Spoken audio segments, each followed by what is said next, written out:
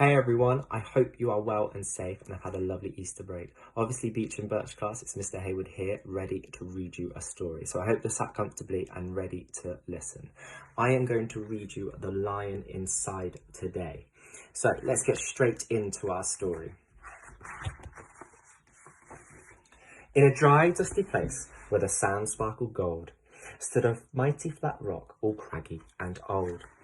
And under that rock, in a tiny full house, lived the littlest, quietest, meekest brown mouse. He was so very tiny, so incredibly small, that nobody noticed him ever at all. Hello, he's right down here. He got trod on and sat on and missed out for stuff, ignored and forgotten. Yes, mouse life was tough. Meanwhile, far above, on top of the rock, times were quite different. It was Lion o'clock. This huge, toothsome creature made sure everyone saw how important he was by how loud he could roar. He was head of the pack. He was shouty and tough. He loved showing the crowd he was made of strong stuff. Yes, all were impressed by this mighty king cat. If only, thought the mouse, I could be more like that. Then late one dark night, in his Minnie Mouse bed, the cleverest thought popped into his head. He jumped from the covers and held up a paw. I got it, he said. What I need is a roar. I mean, what if this mouse, with the weeniest squeak, was a little more grrr and a little less meek? Well, he'd still be the smallest of fuzzy brown mice, but he'd make friends and join in, and life would be nice. Yes, thought the mouse, I must find out how. I'll learn how to roar, and I'll learn it now. But gulp, oh my gosh, there was only one beast who could teach him this thing that might make him a feast. It was time to be strong. Take a chance, after all. Forever was such a long time to feel small.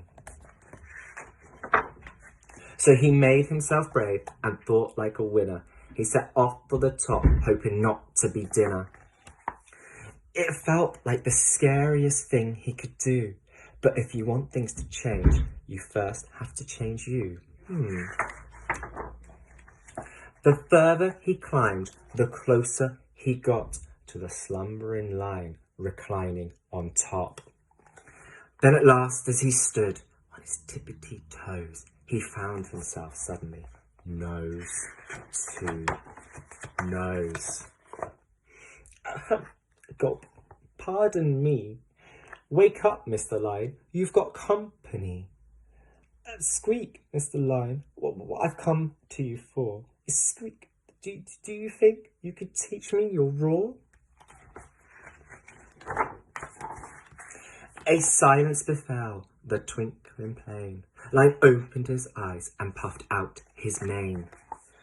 Time slowed right down while it felt like a week. Then he opened his mouth and let out an eek.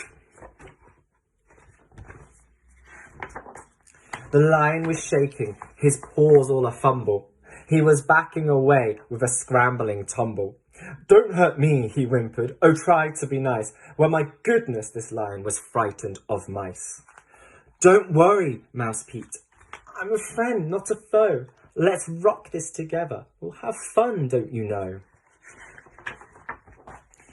That was a magical moment for sure, when Mouse didn't feel at all small anymore. He had found his true voice and learned to speak out, and for that you don't need to roar or shout. And from that day and always, the two were a pair. They both liked that rock better, now that rock was to share. The mouse, while still little, felt big in his head, and Lion, he still roared, but with laughter instead. Yes, that day, they both learned that no matter your size, we all have a mouse and a lion inside.